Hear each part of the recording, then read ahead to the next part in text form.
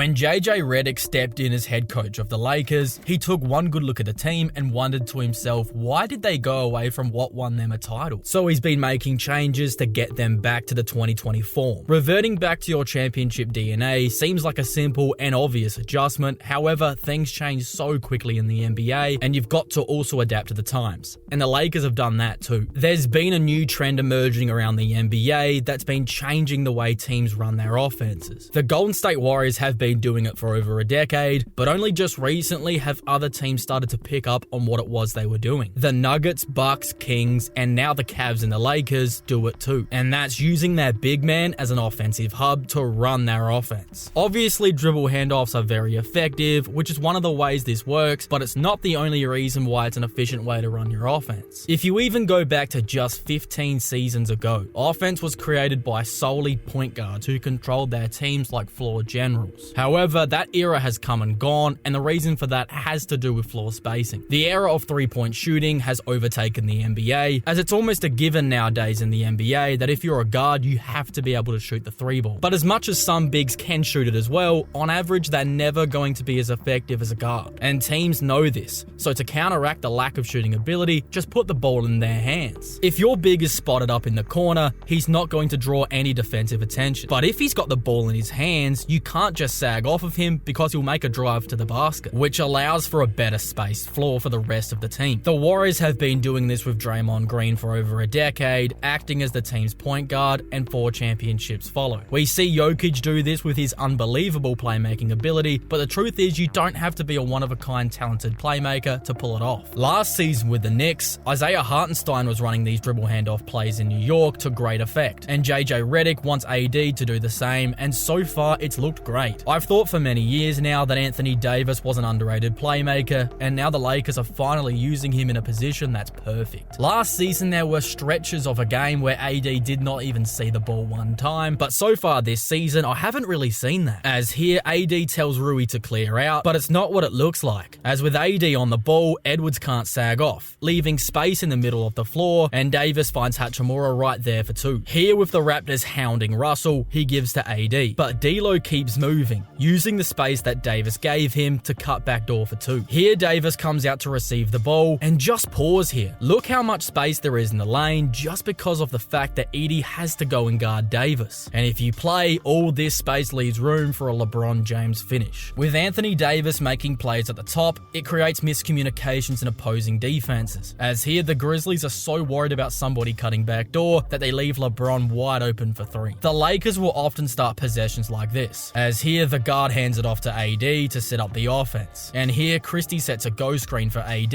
and gets rewarded at the basket. But let's take another look at that. Because of AD's extra height, look at how he gets this pass to Max. It's almost a teardrop pass, which is the advantage of being a big playmaker. The Lakers also like to have Davis play make out of the post, but sometimes teams take that away. So LA have a play to counter that also. Their go-to play when they really need a bucket is a horns action, which allows Davis to get on the block, either to then score himself or to find the open shooter. Here is the play, as LeBron and AD set 2 screens, allowing Reeves to pick which way he wants to go, and because Vassell couldn't keep up, it forces the Spurs defense to have to communicate. And here they fail to, as nobody picks up the rolling Davis, who throws it home. The Lakers also wanted to play with hustle throughout the season, and in that road trip they lacked the energy required to really beat anybody in the NBA. But with their schedule sending them back home, they were able to rekindle and focus on the next slate of games, and the results were staggering. The first game back in Los Angeles was against the 76ers, who were without Joel Embiid and Tyrese Maxey, but Paul George was still there. LA would make a change to start the game, replacing D'Angelo Russell for Cam Reddish, which gives them more defense and activity in that starting 5. And early, it had a real positive effect, as the Lakers jumped on Philadelphia, outscoring them 36-29 in the opening quarter. And from there, they did not look back. But the question is, because of how short-handed Philadelphia are, is this a victory the Lakers can really take anything from? Well, I would say yes, and the reason for that is how D'Angelo Russell looked coming off the bench, and what that then did for the rest of the team. To put it lightly, D'Angelo Russell played bad in the previous game against the Grizzlies, and he was not only benched in that game, but in this one too. But his absence was actually a good thing for the team, as it allowed Austin Reeves to take more of an offensive load, and he looked great. Reeves would finish with an efficient 20 points, making 6 of 10 from downtown, while with more ball handling responsibilities, threes, it allowed him to dish off 7 assists. Then with Russell being the 6th man, it also helped the Lakers out with the glaring issue they've had so far to start the season, and that's bench production, as D'Lo put up 18 points, going 7 of 12 from the field. But the efficiency wasn't the reason why D'Angelo Russell was put on the bench, as that had to do with his poor defense and poor shot selection. However, in this game, he clearly took the benching in the right way, as he was taking shots within the flow of the team's offense. But also what's good for Russell is that he can take some more of these riskier shots if he's the main guy off the bench, as he's going to see a lot more offensive opportunities as the 6th man rather than the starting point guard. So far, the Lakers have continued to utilize him off the bench even when they're missing guys, but we'll get to that more later in the video. In the game, LeBron and Anthony Davis led the Lakers to the victory, as first starting with AD, he was able to put up 31 points, 9 rebounds, and 4 blocks, shooting 55% from the field. But it was LeBron James who absolutely stole the spotlight, as he achieved a triple-double of 21 points, 12 rebounds, and 13 assists, shooting 64% from the field. LeBron James has racked up 7 triple-doubles since he passed Tim Duncan 1 year ago, which made him the 2nd oldest player in NBA history to accomplish the feat. Then the second game came against the Toronto Raptors, who don't appear to be the most talented team on paper,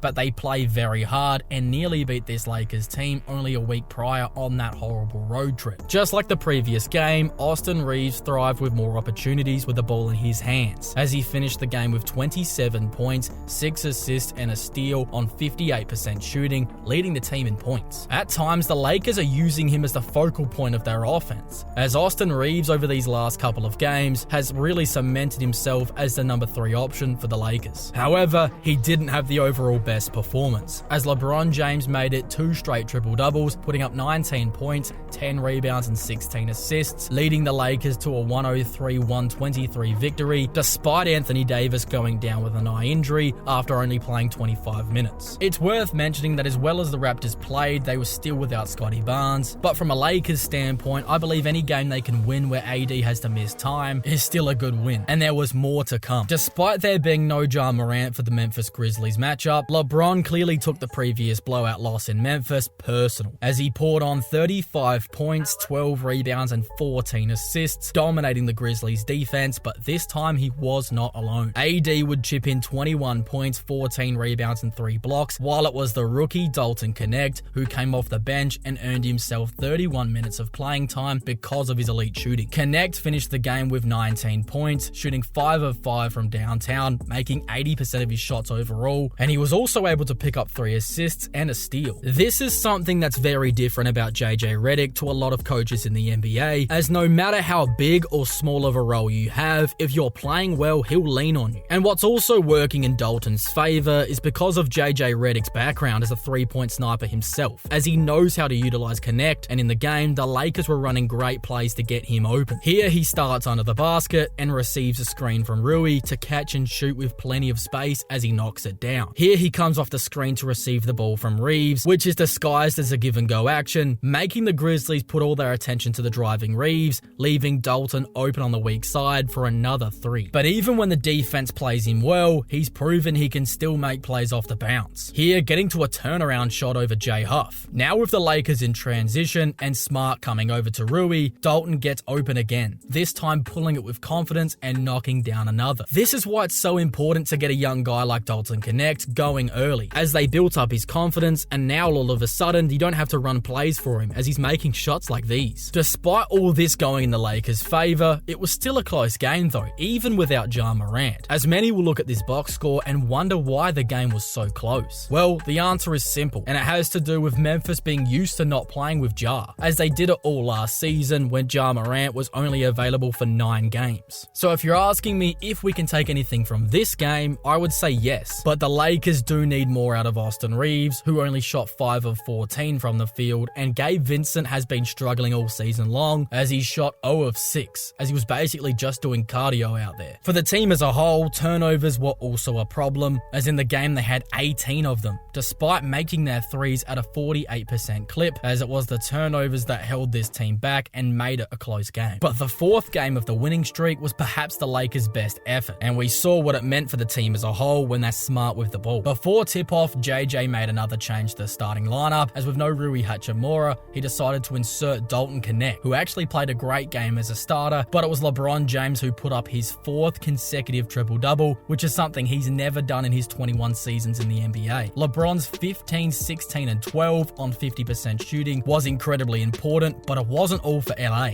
as despite another great performance from LeBron, it was Anthony Davis who led the show, giving LA 40 points, 12 rebounds, 1 steal, and 2 blocks on 53% shooting. AD scored 26 out of his 40 points in the first half against the Spurs. Throughout the game, he also made 2 out of his 4 3-point attempts, something that JJ would have been thrilled about, as he's been harping on him to take and make more threes. But what's perhaps the most exciting part about this performance from a Lakers standpoint is how they got another good game from Dalton Connect, who finished the game with 14 points, shooting 54% from the field and 50% from deep. But it was a guy who fell out of the rotation that was perhaps the most impactful out of the role players. After a poor showing on that 1-4 road trip, Max Christie fell out of the rotation and Cam Reddish took his minutes. But with Rui missing time, there were minutes up for grabs and he took them with 2 hands, as he gave the team everything they needed from him, crashing the offensive glass, playing good defense, and was effective from the floor, making 4 out of his 7 shots. The Lakers will need these role players to continue to give them elite defense, high energy plays, and to crash the offensive glass. If the Lakers revert back to their championship ways, do you think they're going to be good enough to actually contend in the Western Conference? Let me know your thoughts on this in the comments section below.